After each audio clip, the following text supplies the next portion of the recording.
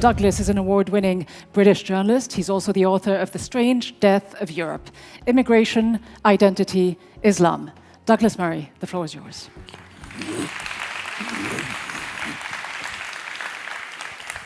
Well, thank you very much. It's a great pleasure to be with you here in Doha.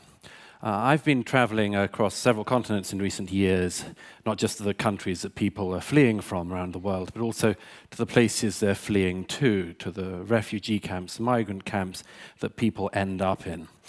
And I've been struck by so many thoughts during this time, but one of them is that there are so many utopian dreams that occur. People dream that you could live in a borderless world on one hand. Other people pretend you could just stop anyone coming. These are impossible dreams, but somewhere in the middle of them is something we need to aim for.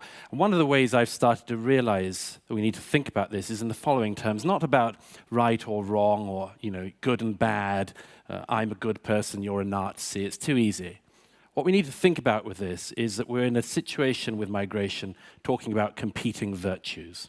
There are two virtues in this whole debate that are in serious competition, not just between people, but within all of us.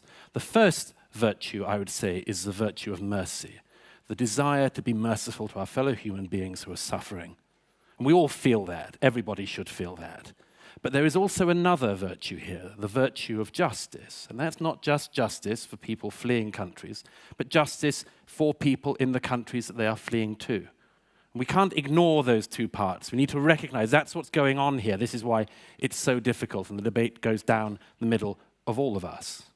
So look, there are so many questions we need to think about if we're going to address this. And I'm so glad, by the way, this isn't a debate, because this is a very not debatable issue.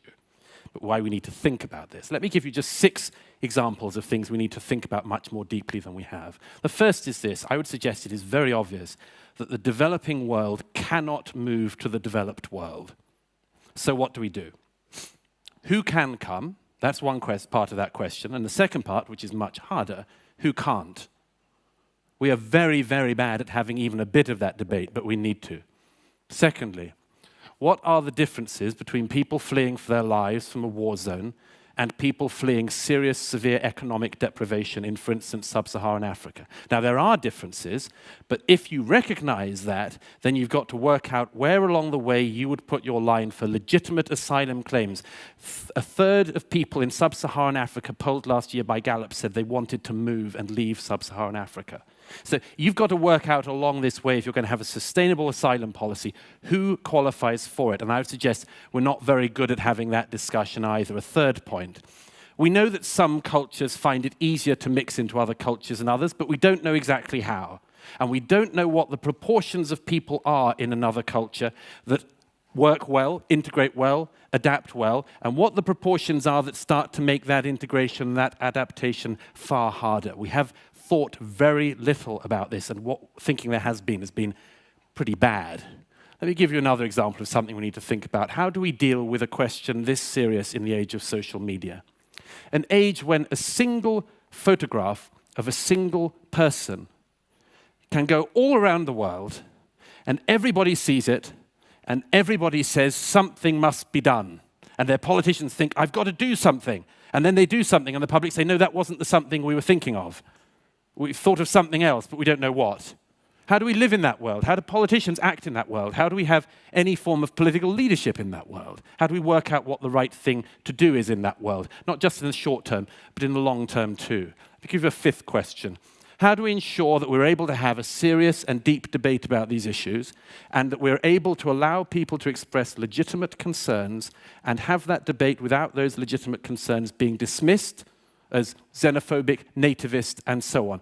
How do we work out where that might be the case? And how do we work out where it's not, where there are legitimate fears? 6th question. How do we overcome fatalism? Fatalism you hear everywhere these days, sometimes in the spirit of optimism. This is the world as it is now. People move. This is globalization. Get used to it. Suck it up. Don't complain. How do we get used to that? How do we deal with that? Now, I've got, rather unsurprisingly, fewer answers than I've got questions. But let me give you just 3 answers I would suggest that we could hold on to as the beginning of a set of answers to this. The first is, hold a very clear line between people fleeing for their lives from war zones and people fleeing economic deprivation. Find and hold to a very clear line on it. If you do not, I predict with absolute certainty that you will continue to erode public sympathy with people who need the sympathy the most, because these things will be rubbed together and elided. So I would suggest, first of all, find that and hold on to it pretty close. Second thing I would suggest, find a broad level of agreement, and there is a lot of this internationally now, that the best way to cope with the most serious situations is to keep people roughly in the area of the country for which they fled. It's much easier to look after them there. It's much easier to get international aid there. My own country, Great Britain, is, I think, the second largest donor of international aid within the regions of Syria. That should, I think, be one of the models for this, that we make sure that we don't have this idea that some people have that you disperse X percentage there and X percentage there and put these people there. Thirdly, I would say make sure you increase economic productivity in refugee camps. Make sure people have a hope and a purpose and a work life when they're outside of their country. Look, I'm concluding with this because otherwise the music will get so loud you won't hear me. There are no simple answers to this, because there are no simple questions in this. This whole business does not give itself to sound bites, but it does need a much deeper debate than most of us have been willing to have so far. Thank you. All right.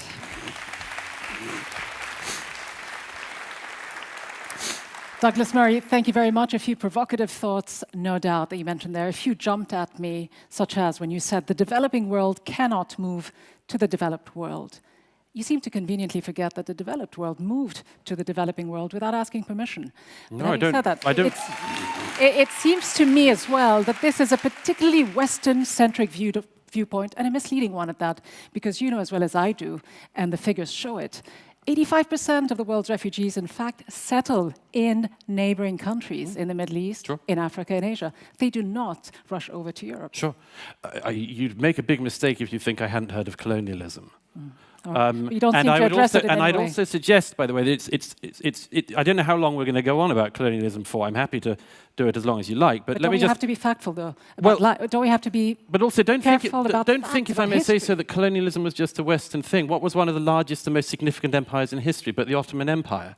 Do we say that Turkey has to do something like the West to deal with That's this? not the issue. You brought up colonialism. You are talking about the Western view that they should stay where they belong. I'm saying that it seems to me to be much wiser that if you have a very large humanitarian crisis in, for instance, Syria, you try to make sure that people remain in the area. This isn't say all of them, but it is more likely. I absolutely agree they do. I've seen it firsthand. Look at Turkey, 3.5 million refugees. Look at Lebanon and Jordan per capita. What the I'm countries that have suggesting the to most. you In is, fact, in Lebanon, you've got 1 in every 4 person living in that country is a Syrian refugee. Absolutely. So to suggest they're not doing very much is just being misleading, being dishonest. Believe me, I'm not being misleading. And I said from the outset that I agree with the point that most refugees remain in the area. And I said that I think that that's a good idea. I'm suggesting to you that I think it's better that people, for instance, fleeing Syria, end up in the countries around Syria in order to be able to return to their country than putting them in but Norway. They will return. You are suggesting that they don't want to return. Who, in their right I'm not mind, if suggesting they they had don't the want to option, return. When did I and say we will that? hear from a refugee, if they had the option to return, of course they'd want to return. I didn't say they wouldn't. They leave everything behind. But you seem to also be oblivious to another important fact that I just want to throw at you before we go to a video clip that I want to show you.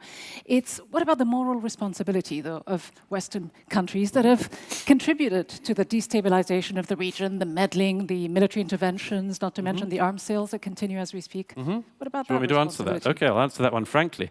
Nobody denies, for instance, the disaster of Iraq. But who are the people who intervened most in Syria? Isn't just Iraq. Hang on. Let me answer it.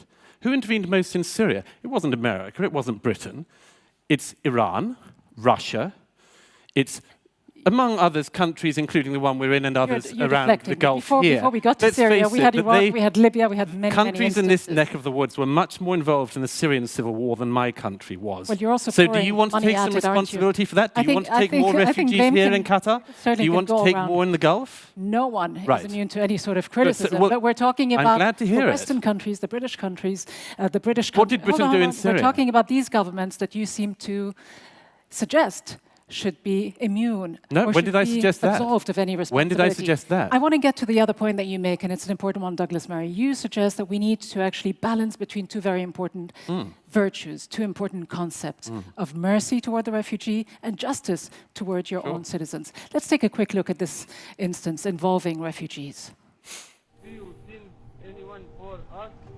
We are the Syrians, about 300. Sir, I give you the number of Malta authority because you are near Malta.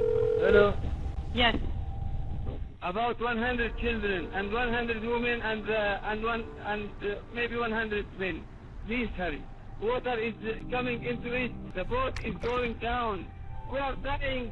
300 Yes, persons. You have called Malta. You have called Malta. Don't throw us. You can run away.